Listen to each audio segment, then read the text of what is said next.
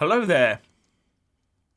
As the hard left of UK Labour Party politics and the tattered remnants of the Remain campaign slowly wake up to the truth that the UK has rejected them both, the good news from the Brexit General Election keeps coming in.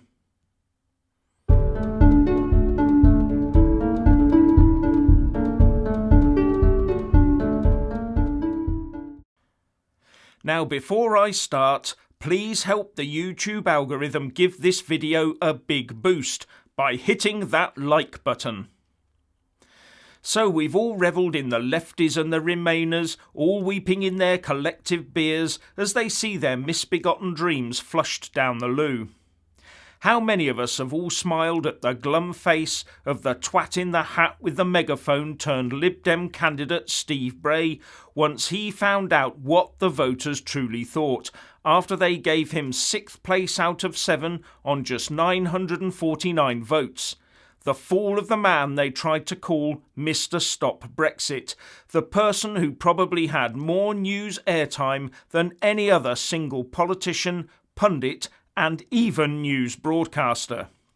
And guess what his plans are now? Yep, you got it. He intends to keep fighting to stop Brexit. He told Reuters, "The fight carries on. Absolutely. I'm going to do everything I can, and I'm sure millions of other people will too. Whilst we are still in the European Union, there is hope, albeit the odds are stacked against us. Rome was not built in a day." And I'm with the Prime Minister Boris Johnson on this one when he said during his victory speech, "I say respectfully to our stentorian friend in the blue 12-star hat, time to put a sock in the megaphone and give everybody some peace." And wasn't the sad face of Owen Jones a real sight to behold?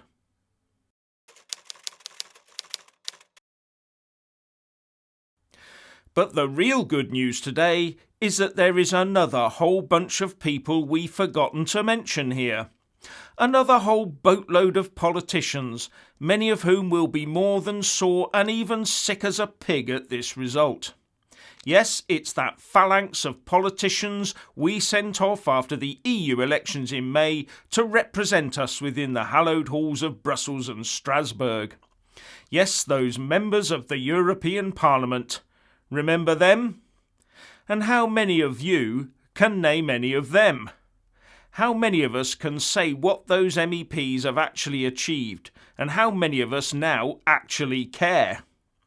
How many of us can state with clarity the supposed added value they brought to our nation, other than the vague perception that they were over there and doing something in the EU in order to be inclusive and progressive, maybe? And each one of them on a hefty wage, hefty expenses, with a free on-call luxury limousine service, an enclosed and exclusive shopping mall just for them, and an added 300-odd quid a day when they actually turned up in the EU Parliament to do their work, armed with their ready-inked rubber stamps in hand. Yes, we have 72 of them, and thank goodness their tenure will be terminating on or before the 31st of January 2020, not a second too soon. And that's all down to the good sense of the UK electorate to put in place a Prime Minister who promises to get Brexit done. And apart from the reduced number of UK politicians, this also heralds the complete removal of that whole tier of EU politics and EU politicians ruling our lives. It removes 72 people who rubber stamp EU Commission-driven laws on how we live, work and play.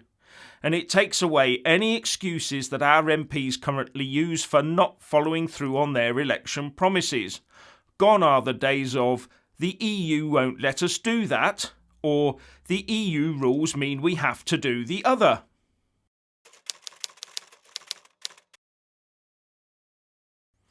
Well, actually, it might or might not do over time if the Boris Johnson Withdrawal Agreement Treaty is signed up to by our Parliament, as opposed to an immediate clean break Brexit which would ensure our total independence at the stroke of a pen. But we won't know exactly how that Boris Treaty will pan out, not until we see how our MPs want to frame the baseline for the talks on the political declaration and future UK-EU relationship after we've actually left the EU in January next year. And remember, we are locked into the EU by a new treaty arrangement for the duration of the transition phase. We won't really have left the EU on Brexit Day in real terms.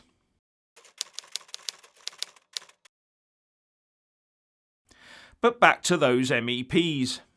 It could be tempting to just write them off as an expensive irrelevance that brings nothing tangible to our domestic table. But that would be missing the whole point of them and of the EU Parliament. Apart from those Eurosceptic MEPs from the likes of UKIP and the Brexit Party who went over to the EU Parliament to fight for UK sovereignty and independence, the rest of them were there for the exact opposite reason. The whole point of the EU Parliament and MEPs is to legitimise the European Union in the eyes of the citizens of EU member states via a perception of democracy. The job of MEPs is to help widen the scope of EU control over the people within the bloc. They are there to help push the EU agenda. They are not there to push national agendas. No, their task is to drive the vision of the EU Parliament being the Parliament of the European Union, a parliament serving the executive of the EU, that is the government of the EU, that the EU Commission has already arguably become. If there was ever a parliament against the people, it is the EU Parliament. MEPs exist purely to give legitimacy at a national level to all those laws that tie nation states just that bit further into the EU. And all the perks and money that MEPs get are part of the structure of pulling them in. MEPs are an important component of the ratchet of ever closer European Union. And most MEPs have been chosen over the years by the pro-EU parties like Labour, the Tories, the Greens, the Lib Dems, the SNP, etc., because of their firm belief that the EU system must replace our nation's democratic systems and, over time, they assist the EU in gaining supremacy at every level of our lives.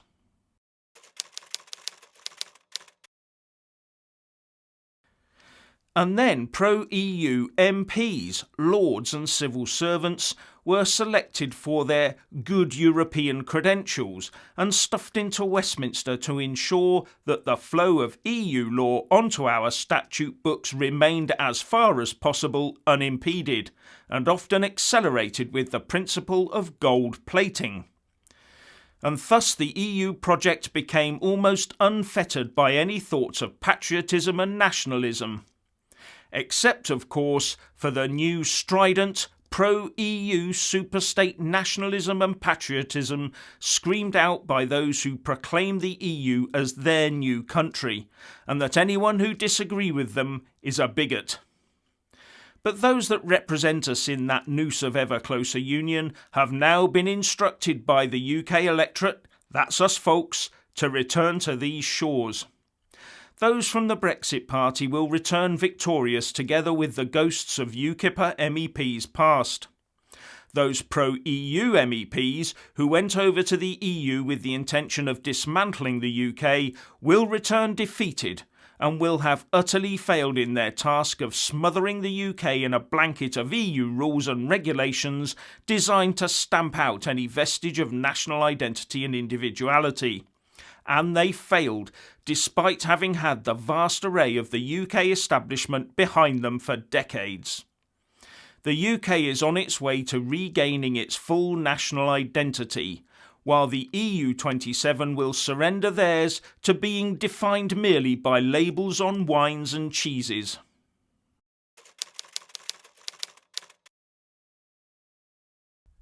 So it's all over, is it? Well, as a matter of fact, no it isn't. Because it all hinges now on what sort of post-exit day deal that Boris brings back from Brussels by the end of 2020. And can he bring it back, as promised, on time? Will Boris stick to the promise of leaving the transition phase by the 31st of December 2020, deal or no deal? Will we be looking at a transition phase extension being declared by mid-2020 because it's all oh so difficult to agree a deal with the EU? Also consider that we don't yet know who is going to be negotiating on our side, do we? We don't know where the new UK Parliament will set the negotiating baselines yet, do we? In fact, the only thing we do know is that the EU chief Brexit negotiator will continue to be Michel Barnier, the man that Nigel Farage famously said he'd prefer to have on our side. We may be leaving the EU, but we need to be aware who in the future will be across the negotiating table from us. People and personalities are important here. Jean-Claude Juncker has, for example, been replaced by Ursula von der Leyen as the EU Commission President. Donald Tusk has been replaced by Charles Michel as the President of the EU Council. Now, this is an important post where the future relationship aspects of the Brexit negotiations are concerned. Charles Michel is now in the seat that acts as the glue between the EU 27 member states. His role is to ensure a unified and unbroken response from all EU member states to UK demands and requests.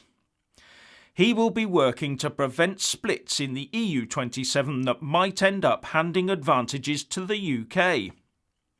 Then there's Christine Lagarde, who took over from Mario Draghi as the President of the European Central Bank. And don't forget the new President of the EU Parliament, David Sassoli, who has now taken over from Antonio Tajani. A lot of changes at the top in the EU, together with a whole new EU Parliament and a whole new EU Commission. Now couple this with an invigorated UK Parliament with a fresh UK government elected on a clear mandate of delivering Brexit.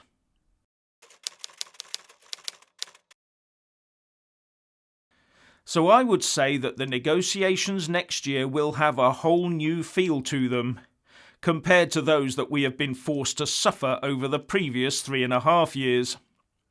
But different does not mean any less hard fought, and it also does not mean that our Remain, soon to be Rejoin, campaigners have lost any of their determination to see off Brexit in any way they can. If you think that the likes of Blair, Major, Clegg, Grieve, Cameron, Gina Miller and all the other bitter Remainers will just step back and accept the result, then you have another think coming to you. They and their hyper-rich backers will not let up. Their aim will now be to soften Brexit to the point of it being a Brexit in name only, then ready the UK for re-entry into the EU at the earliest available opportunity. The battle for UK independence and sovereignty will be a perpetual battle against these types of people. And we've already been given a flavour of how that could develop, as evidenced by the rather ugly street protests we've seen from some of those vile anti-Brexit protesters who try to pretend they are against fascism while they practice it with an almost undisguised relish. So get ready for it. Anyway, what do you think? Please share and comment, and thank you for watching.